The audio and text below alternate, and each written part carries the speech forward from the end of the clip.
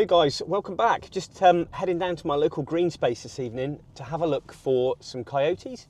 And I've been doing some recce work down here for probably a few weeks now, and I've been thankful twice to have spotted a lone coyote. Once early in the morning when I was with my dogs, and I went back that following evening and I saw a coyote again about sort of 6, half 6. And also there's some resident birds of prey as well that are hunting getting quite dark. So I'm going to head back there, see if we can get lucky with a coyote and see if we can get lucky with those birds of prey as well that are coming out to do a last minute hunt. Going to go down there for 3, 4, 5 hours maybe.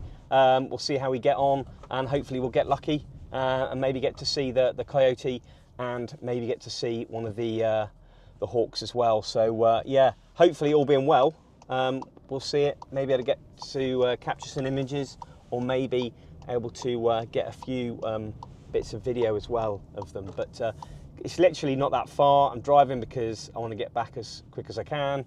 But yeah, hopefully we'll get lucky.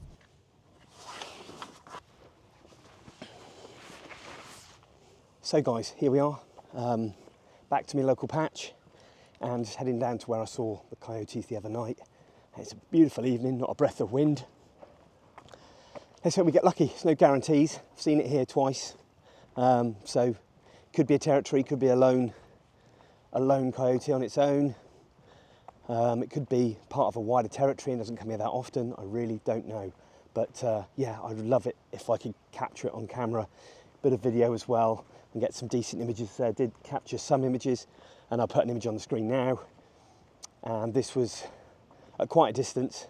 Didn't have the great settings set up. Actually, I had it slightly overexposed by 2 stops, so it was a little bit too bright. But still, it was great to see it, and the memory was certainly much better than the picture. But gonna head down there now, get set up, just chill out. I've got my Skadi Steuben Vallerret bag with me, so I've got a stool on it so I can sit, just chill out and see what happens.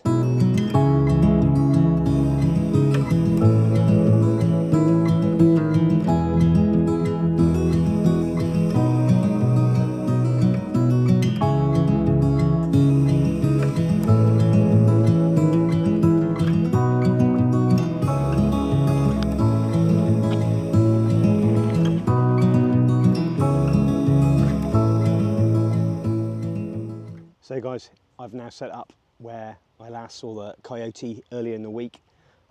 Absolutely beautiful evening. There's not a breath of wind.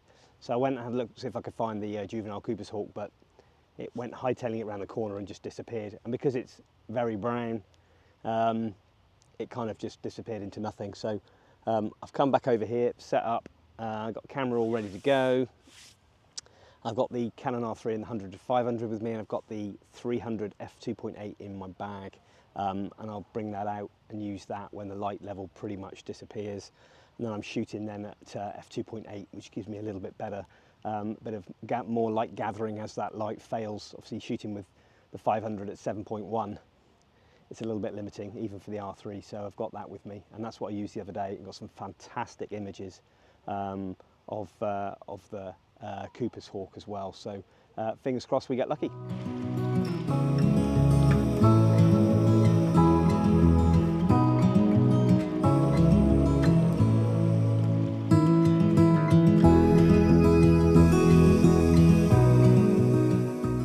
So as I said guys, I've got my 300 f2.8 prime lens with me for low light, and I've got my Skadi Steuben bag here, and obviously I use f-stop bags exclusively now for all my photography needs. So I've got 3 different types of bags.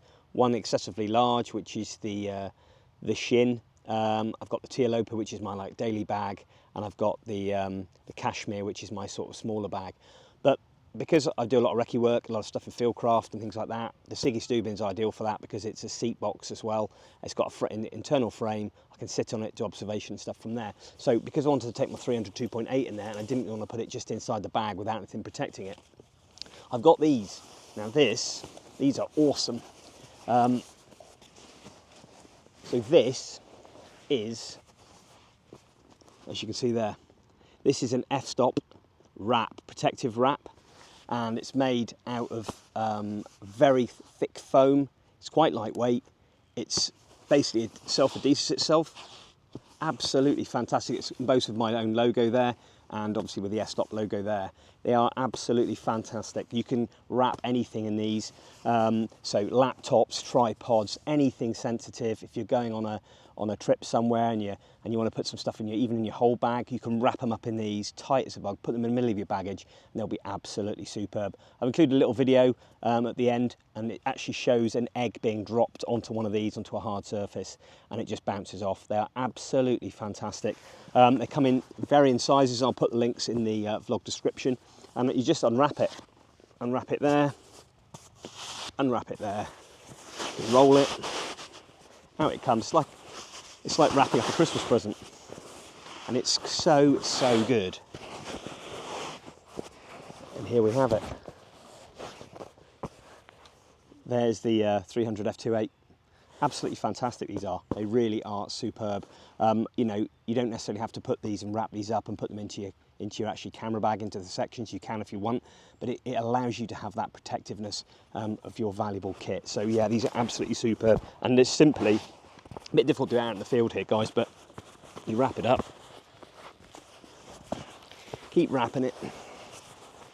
Once you get to the point there, it's a bit difficult to do it. I don't want to put it on the floor to get it totally dirty. Just wrap it up. You flip the ends in, like so. So that's the flap down one end, and there's a flap at the other. You fold that over, and then you've got that there, and that's it. That sticks back in your bag. Absolutely fantastic they are. Really, really good bits of kit. And I can go through that slow time again. Probably show you a video at the end of me actually wrapping it in the house, so it gives you a bit more of an idea. But they are absolutely superb, and I'll also put all the details about these, what they're made from, what sort of stuff you can put in there. But they are a fantastic idea by Ext. I've got quite a few of these, so I can wrap my big prime lenses up and stick them in a whole bag or whatever. Yeah, they're absolutely superb.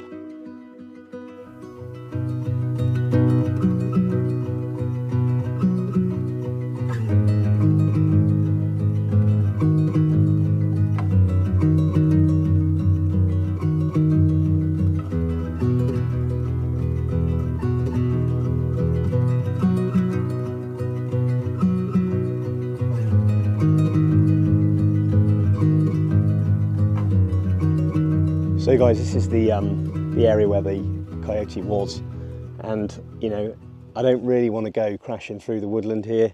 I don't really know how many there are. There could be 2 or 3, could be one on its own. No one comes in here. I'm kind of reluctant to go crashing through there.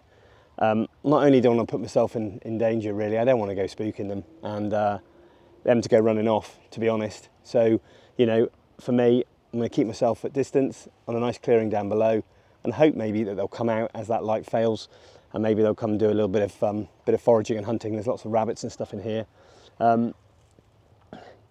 it's not really the sensible option, to be honest. You know, going in there like that, crashing around, putting myself in harm's way possibly.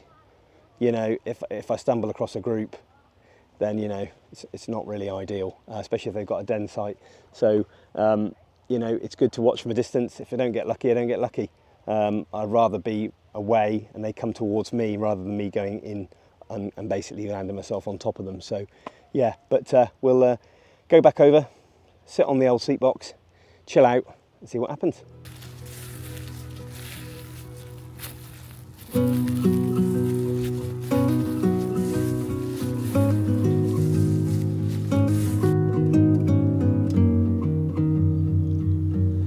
So I've got this rattiest wren I've ever seen, just going along the riverbank here. I've got some pictures, but poor thing, it looks really raggedy. I think it could possibly be a juvenile, not totally sure, but my God, it does look a little bit raggedy. And there's a song sparrow over there as well, which has been going all the way along. So it's been really, really nice to see that. It's just nice to sit here, really. It's a bit of a waiting game, to be honest.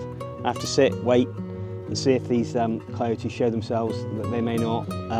It's not a regular thing here at the same time, but you've just got to hope, get lucky, come down here enough times, and hopefully it'll pay off. You know, and that's what it's all about. Do your fieldcraft and just, you know, hope you get that chance encounter with a new species like that, and then, you know, hopefully get some images in the bag so you can just safeguard that memory. But you know, these aren't going to be probably amazing pictures. These are probably just going to be, you know, shots in undergrowth and things like that, but I'm not really too fussed about that, to be honest. You know, it'll be nice just to see them in their habitat doing their thing. And that one the other day I saw looked quite senior, and it was such a beautiful animal, in great condition. And I did see one along here with mange, and thankfully this one was in tip-top condition, so it'll be really, really good to see if it does make an appearance again.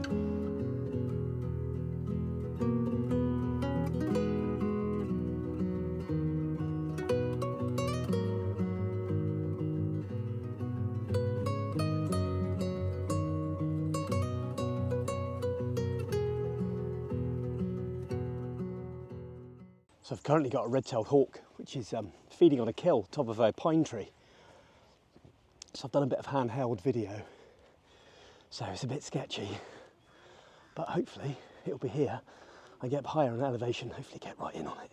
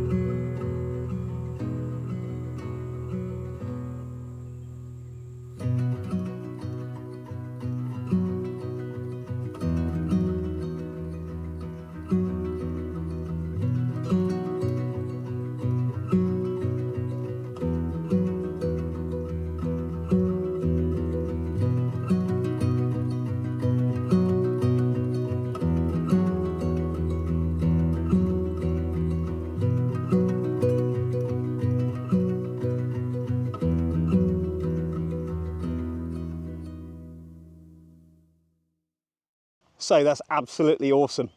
Just sitting here watching, there's a little shard of light coming through right onto this red-tailed hawk up there feeding high on a pine. I'm shooting like this, but it's still great to see it, and that light is beautiful now. It's kind of like 7 o'clock, so the light's going, but there's still that lovely golden light there. So yeah, it's just nice devouring a prey up there. Absolutely fantastic.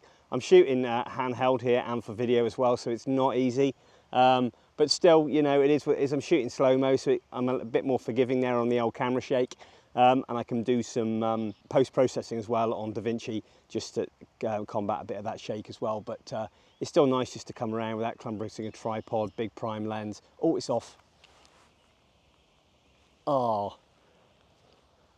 I don't know if you can see that, guys. It's just flown. Oh yeah, beautiful. Oh, it's magical to see. Yeah, it's a crow up there now. It's just like it's finishing off the kill. It's getting to that time now as well when I'm probably going to, in fact I can hear it, going to change the lens, I think, and stick on the 300-2.8. Oh, it's taking some prey. It's taking some prey across into the nest, I think. Yeah, I think I found the nest. So it's taking it right into the forest there. But I'm reluctant to go over there because of the coyotes, really. I don't really want to be traipsing around in there and not looking what I'm doing, and there's got a lot of coyotes around me. I think it's probably a bit unwise, but until I've researched them a little bit more, there's lots of people in Canada here that have worked with coyotes before, and I've had lots of advice from them, but I really haven't had a great deal of experience with them, and I've just got to be a bit mindful, really, until I know the subject a little bit better, and then I can work them out, and then I can sort of work with them and go from there, rather than get myself into a bit of a sticky situation with them. But that's fantastic. That light is going now. That hawk should be back. So that's the Cooper's hawk that I've been seeing in here. It's a juvenile Cooper's hawk, and it's in a territory here with 2 adults. How it's managing not to get its arse kicked, I don't know, because it's right bang smack in the territory at the moment, and obviously it's a potential stealing their food source as well. So I'm surprised they've drove that one out. But anyway, going to change over lenses now, get the 300-2.8 on. Hopefully we might get that coyote moving down the bank along the river. Who knows? Fingers crossed. So you guys, just had it confirmed that that red-tailed hawk was eating a rat. I spoke to two ladies just who were walking off down the way, and they said they heard the red-tailed hawk go down and heard the rat scream. So yeah, big fat rat. And they saw it launch with the rat, so that would have been a great shot. But yeah, no luck on the Coyotes yet. Light is now starting to fail, and I've got the 300 f2.8 now, so good for the low light, and I'm hoping it's going to move through that forest there, and we may get to see it. You know, there's no guarantees, guys. It's a bit of a needle in a haystack stuff, but we'll certainly give it a crack, and if we can, we can. If not, we'll come back again.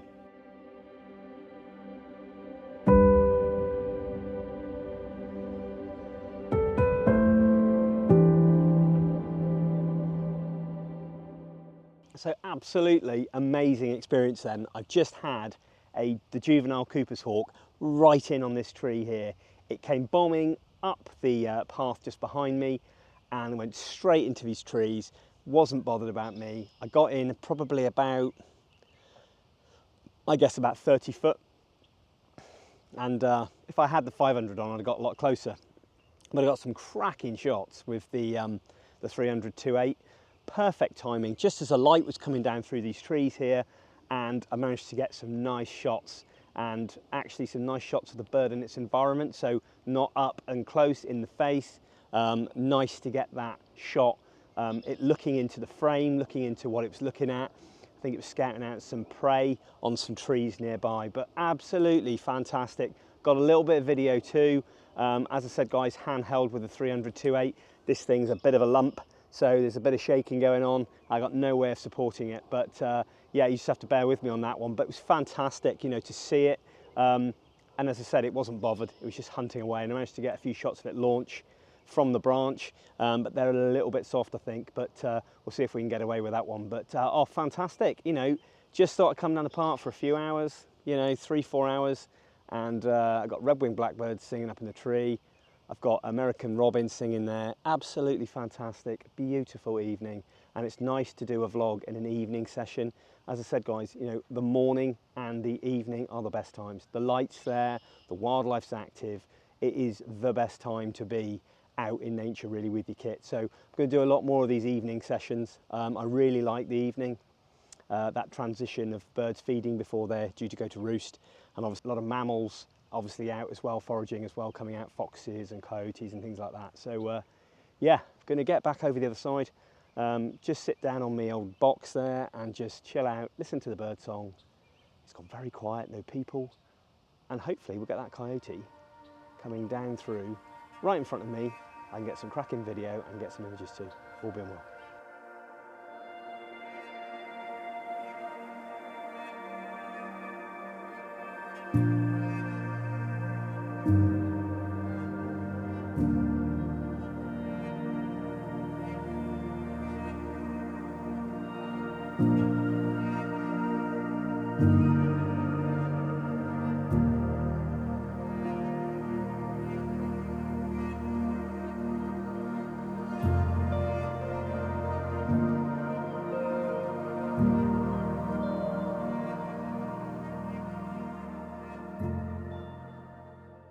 So guys, that's a fantastic few hours there down my local park. You know, seeing the red-tailed hawk, seeing the Cooper's hawk, seeing red-winged blackbirds, you know, bit of behaviour, you know, absolutely fantastic. I've really, really enjoyed it.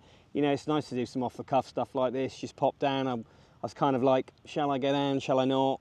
Beautiful evening, no wind. I thought, you know what, get myself out. And that's the thing, sometimes you think to yourself, oh, you know, feel like just sort of staying in, chilling out, and you think, no, get out there, and in your green space or wherever, parks, reserves, just get out amongst it, and you never know what's going to turn up, because you're not going to get any decent images if you sit on your arse at home. So it's get yourself out in nature, get amongst it, and you never know what will turn up. I mean, that's the thing. You can come out 2 or 3 days in a row and see not a lot, and you can come out the following day and you see everything. But it's been fantastic. It really has. If you have enjoyed that, guys, as well, like always, if you could, if you give us a like and a thumbs up and a comment if you would. And if you don't subscribe to the channel, it's totally free, doesn't cost a penny, and it really does help me out, guys. It really does, and allows me to keep doing the videos I'm doing. And if you do feel inclined and you really think I deserve it, and you want to buy me a brew, maybe a tea or a coffee, please, you know, the link's at the bottom of the screen and in the vlog description, and it really would help me out. It doesn't have to be regular, just a one-off. If you want to buy me a brew, that will be absolutely fantastic and much appreciated. And I'll always give you a shout out as well when I've gone out and bought a brew. But no, it's been fantastic, guys. It really has. Hopefully when I get back and look on the computer and see some of those images of the Cooper's Hawk, hopefully they're as good as I think. That'll be superb. But once again, guys, thanks very much indeed for watching, and I'll see you all next time.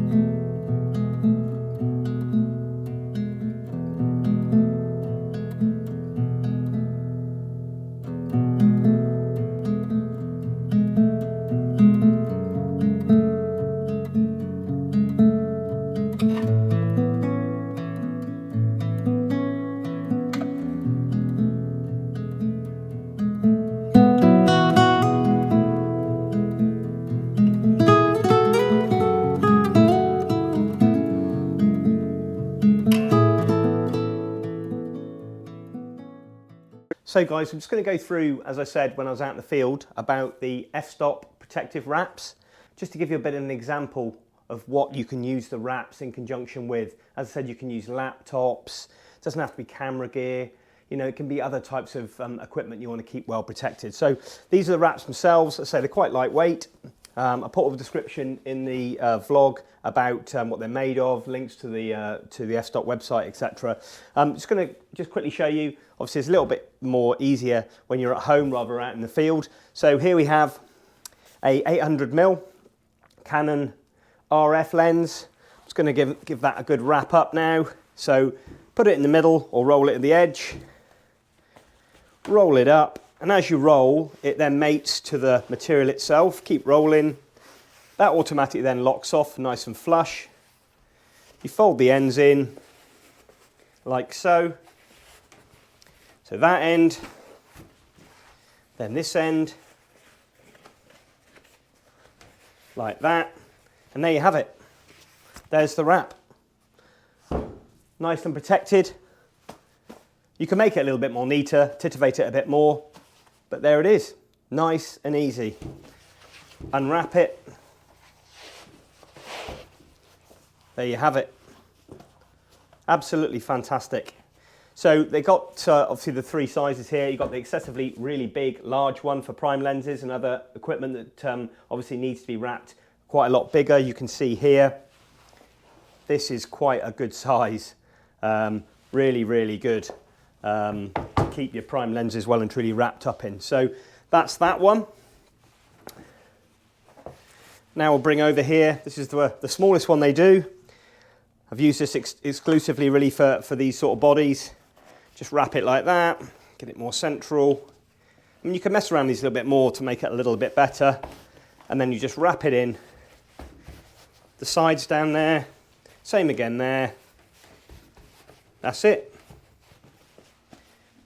You can tuck the sides in if you need to.